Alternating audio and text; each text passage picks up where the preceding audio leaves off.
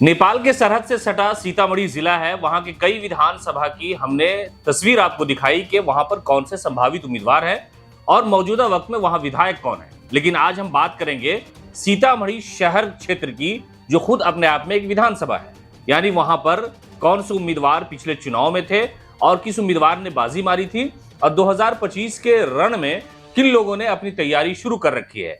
तो बात की जाए सीतामढ़ी, जहां पर लालू प्रसाद यादव की राजनीति का एक बड़ा सियासी छाप था कि जब वहां पर कॉम्युनल दंगे हुए थे तो लालू प्रसाद यादव को खुद ही वहां उतरना पड़े था। सीतामढ़ी मां सीता जानकी की ये धरती है और यहां पर जो स्थिति बनी हुई है वो ये है कि भारतीय जनता पार्टी के मौजूदा वक्त में विधायक हैं। आरजेडी के उम्मीदवार को उन्होंने पिछले चुनावी मैदान में हराया था। पहले हम बात कर लेते हैं इसी पर कि आखिरकार उस सीट पर क्या हार जीत का अंतर था। 2020 के जो परिणाम है उसके अनुसार भारतीय जनता पार्टी के मिथिलेश कुमार, जिन्हें 90,236 वोट मिला, उनके मुकाबले में थे सुनील सिंह कुशवाहा, जो उससे पहले वहां विधायक हुआ करते थे। 2015 में आरजेडी के टिकट पर उन्होंने चुनाव जीता था। सुनील कुशवाहा को वहां वोट आया था 78,761। यानी सुनील कुशवाहा पहली बार चुनाव जीते थे 2015 में, जब लालू प्रसाद यादव और नीतीश कुमार का गठबंधन हुआ था। लेकिन उसके बाद 2020 में वो चुनाव हार गए क्योंकि भारतीय जनता पार्टी और जेडीयू का गठबंधन हो गया था। तो ऐसे हालात में बीजेपी के मिथिलेश कुमार ने बाजी मारी और आरजेडी के जो मौजूदा वक्त में जिला अध्यक्ष सुनील सिंह कुशवाहा, उन्हें चुनाव हारना पड़ा। और इस पूरे मामले को लेकर के पार्टी ने और खुद नेताओं ने मंथन किया कि आखिरकार सुनील क्यों हार गए।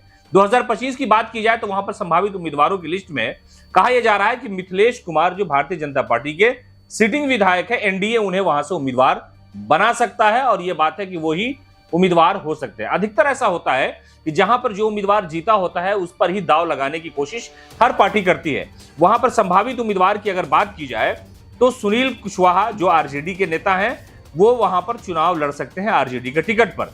लेकिन उसके अलावा राजकिशोर, उनकी ही पार्टी के हैं, आरजेडी के तेजस्वी प्रसाद यादव के आसपास रहते हैं, वो भी वहां पर चुनावी मैदान में ताल ठोक रहे हैं।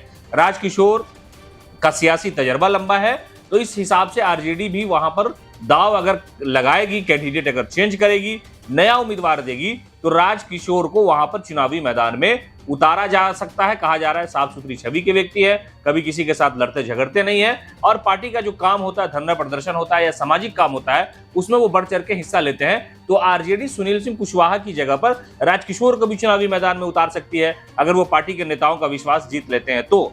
उसके अलावा अगर बात की जाए तो वहां पर रामेश्वर महतो, जो जनता दल यूनाइटेड के एमएलसी रहे हैं, उसी विधानसभा क्षेत्र से आते हैं, कुशवाहा समाज से आते हैं। अभी वो उपेंद्र कुशवाहा के साथ हैं। अभी कुछ दिनों पहले उन्होंने मुख्यमंत्री नीतीश कुमार की पार्टी से इस्तीफा दिया।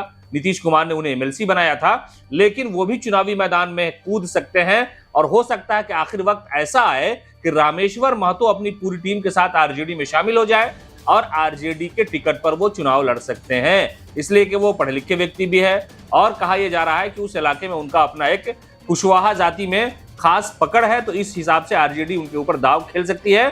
तो रामेश्वर महतो भी वहां पर चुनावी मैदान में आ सकते हैं। अगर बात की जाए कि अगर वो जेडीयू को सीट चली जाती है, यानी जो सीतामढ़ी शहर की सीट जेडीयू के खाते में जाती है, तो वहां पर सत्येंद्र कुशवाहा है, जो मौजूदा समय में जनता दल यूनाइटेड के जिला अध्यक्ष हैं। कई बार से मुख्यमंत्री नीतीश कुमार ने उन पर भरोसा करते हुए उन्हें ही वहीं चुनावी मैदान में उतारने का अगर फैसला ले लिया तो वहां की जो लड़ाई है बड़ी दिलचस्प हो सकती है। कुशवाहा वर्सेस कुशवाहा की लड़ाई हो सकती है। अगर आरजेडी ने इधर से कुशवाहा को उतार दिया और उधर जेडीयू ने अपने खाते में वो सीट ले ली और कुशवाहा को उतार दिया, तो सत्येंद्र कुशवाहा चुनावी मैदान में आकर के कुछ बड़ा कर सकते हैं। जेडीयू उन्हें उम्मीदवार बना सकती है वहां से। हालांकि ये बात सही है कि सीतामढ़ी शहर से कभी एक वक्त ऐसा था कि मुसलमान विधायक भी हुआ करता था, तो अगर किसी पार्टी ने इस पर भी दांव खेला तो किसी मुसलमान उम्मीदवार को चुनावी मैदान में उतारा जा सकता है, लेकिन इसकी संभावनाएं कम दिखती हैं। उसके अलावा एक मुसलमान उम्मीदवार भी वहां चुनावी मैदान में है, जो कभी मुख्यमंत्री नीतीश कुमार के बहुत ही भरोसेमंद और करीबी नेता थे। नाम है मोहम्मद जियाउद्दीन खान। पार्टी का कार्यालय बनाने से लेकर के पार्टी को सीतामढ़ी में सींचने तक की बड़ी जिम्मेदारी नीतीश कुमार ने उन्हें दी थी और उन्होंने इस पूरे मामले को लेकर के बखूबी पार्टी के लिए बड़ा काम किया। लेकिन वो इस वक्त नीतीश कुमार की पार्टी में नहीं है, वो जन सुराज में है, प्रशांत किशोर की पार्टी में है और वो दावा ठोक रहे हैं कि प्रशांत किशोर उन्हें वहां से चुनावी मैदान में उतार सकते हैं। तो जो भारतीय जनता पार्टी के उम्मीदवार होंगे, आरजेडी के उम्मीदवार होंगे या ये कि जेडीयू के खाते में वो सीट जाएगी, उसके अलावा प्रशांत किशोर भी वहां चुनावी मैदान में खेल कर सकते हैं। तो मोहम्मद जियाउद्दीन खान को चुनावी मैदान में सीतामढ़ी से प्रशांत किशोर उतार सकते हैं, वो दावा भी कर रहे हैं, लगातार घूम भी रहे हैं, लोगों को कह रहे हैं कि विकल्प आपके पास मिल गया है, इसलिए आप जेडीयू, बीजेपी और आरजेडी को छोड़िए, कांग्रेस को छोड़िए और प्रशांत किशोर पर भरोसा कीजिए। तो हमने आपको बताया कि वहां पर अगर स्थिति बनती है तो इतने उम्मीदवार चुनावी मैदान में आ सकते हैं और ये लोग मजबूत दावेदारी के साथ लोगों के दरमियान जा रहे हैं। 2025 के चुनाव से पहले जो एक सियासी जंग होती है टिकट को लेने को लेकर के, तो इस पूरे मामले पर समझिए कि मिथिलेश कुमार जो भारतीय जनता पार्टी के नेता हैं, उनके ऊपर कई तरह के वादे न पूरा करने का इल्जाम है। जो चुनाव के दौरान उन्होंने वादा किया था, उन वादों में कई सारे बड़े बड़े वादे हैं जो पूरे नहीं हो सके।